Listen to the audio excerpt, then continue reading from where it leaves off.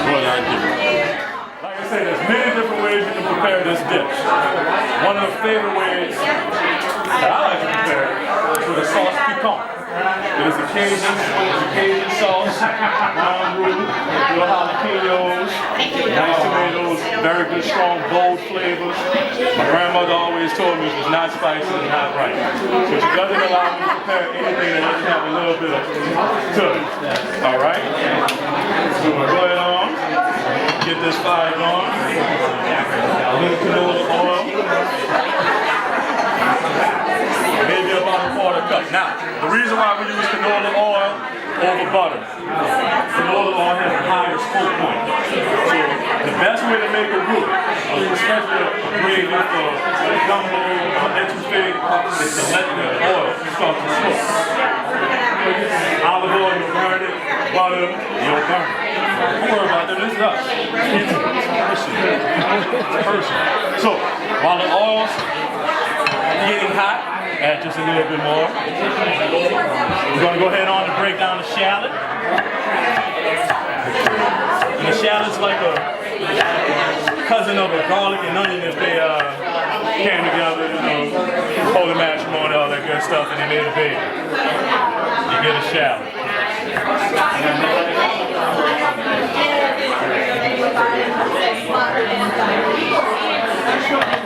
Shallot. One reel of celery.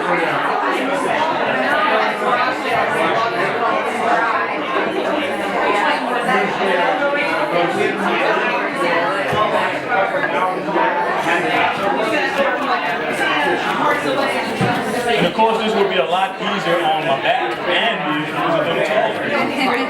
But of course they do not make objects for tall people. I don't know what that's about. And 1/4 of a nice sized bell pepper.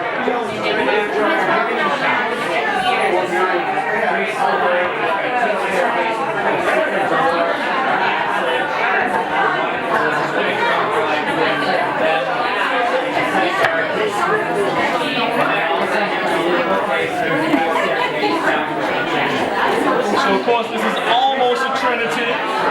We have the shallots to represent the onion, celery, bell pepper, and a little jalapeno. Now let it get this color by putting it in the hottest room of my house, the kitchen. So, who likes heat and jalapeno? I like jalapeno. We like heat. All right. Now, for the people who don't like heat, all you have to do is take out the van. The van holds all the heat. Where the seats are?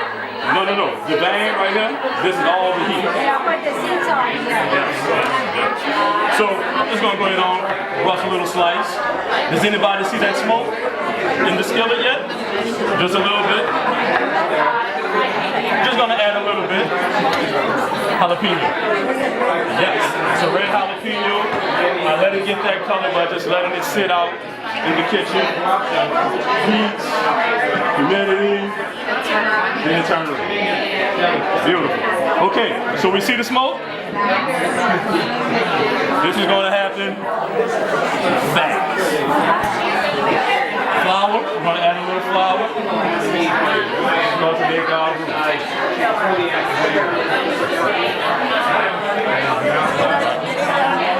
Yes, it's going to be very, very, very low.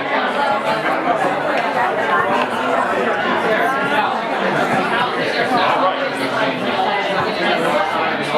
You see how fast it turned brown? And all we did was kind of just sit here and wait.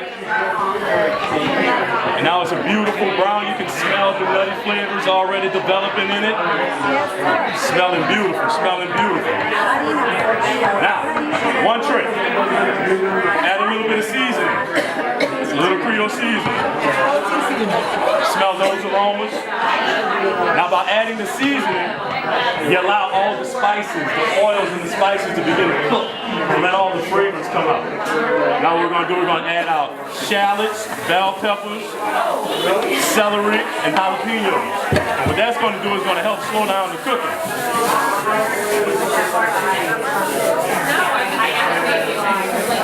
Does anybody know what they call a roux in the kitchen? Anybody? liquid napalm. If it lands on you, it's gonna burn you.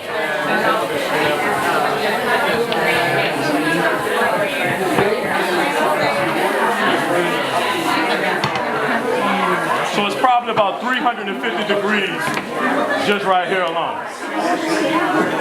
So now we're smelling all the nice aromas. We hear the sizzle in the skillet. Sound like some love is happening there. We're going to hit it with just a little bit more Creole seasoning.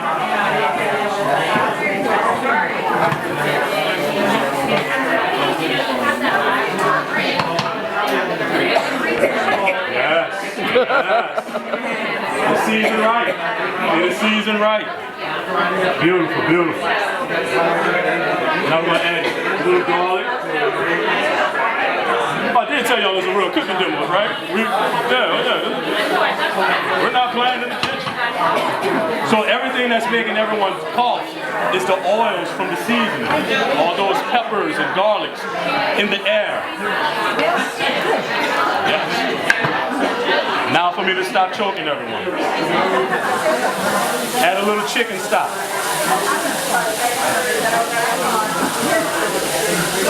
You want to add it in thirds because you want your first portion just to break down the flour. The second is going to make sure everything's nice and incorporated.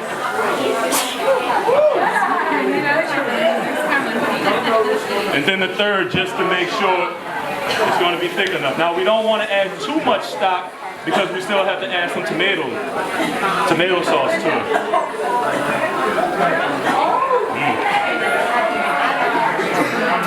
Well, I'm glad to know that somebody's enjoying it because everybody's coughing. So now we're going to add a little tomato sauce. And once again, this is a sauce piquant, Cajun sauce, jalapenos, dark brown roux, Trinity, shallots, bell peppers, celery, jalapenos. Then we're going to let this thicken up a little bit. We're going to let it get to a nice bubble. We're going to see everything working, see all the flavors, a couple more choking. Then we're going to add the shrimp, some fresh Louise and adult shrimp. We're going to finish it off with a little bit of butter just to smoothen out the sauce and give it that nice mouthfeel that we all enjoy about butter. And also, some people are health conscious. You do need fat in your diet. If you just so happen to get it here today, you're welcome. All right. Nice and thick. Beautiful, beautiful, beautiful, beautiful. So, that's working. We're going to go ahead on and add our shrimp. Aren't y'all proud of didn't say shrimps?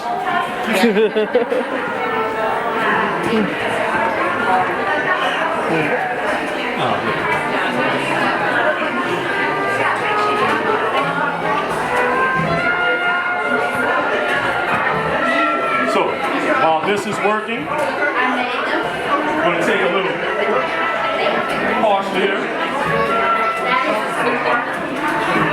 for our garnish. Parsley, curly head parsley to be exact.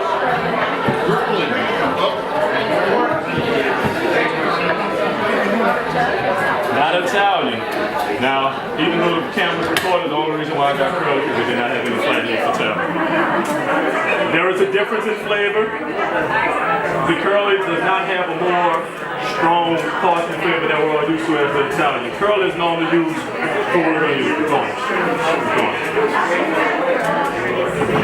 So after while you're letting this cook, you can prepare your grits. You know, a lot of people don't know how to make grits right. 1 cup of grits, 4 cups of liquor. That's it. 1 to 4. Yes, ma'am. So what I did earlier, we made some cheese grits.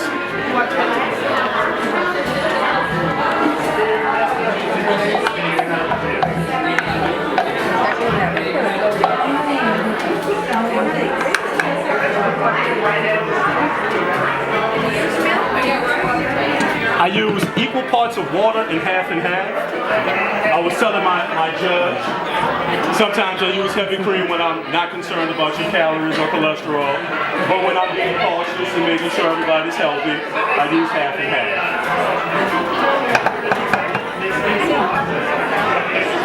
So we can see the shrimp turning nice and pink. Now, how do you know a shrimp is cooked? It turns into a C for cooked. C for cooked. Bring that this way. C for cooked.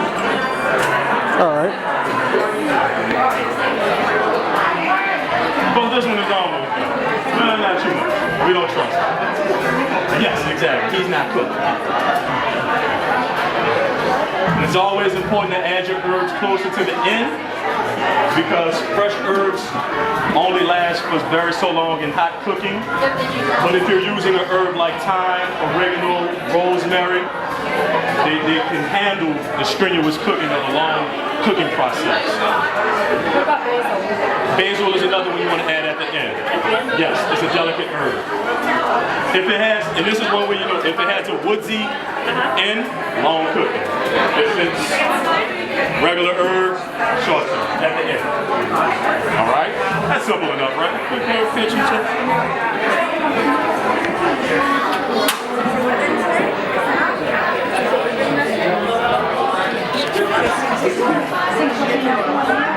And just so y'all love me a little bit more, I'm gonna add a little butter.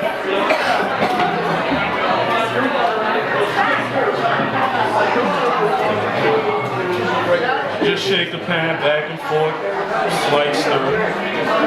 How's it smell out there? All right, moment of truth about to come up.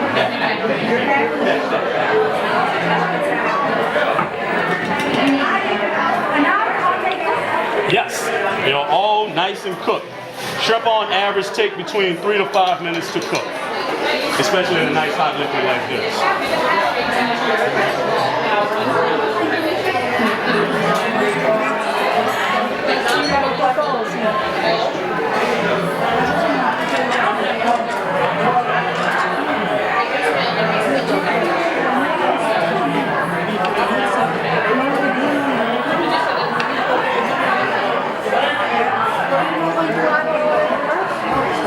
Excuse me, ma'am? Yes, I will.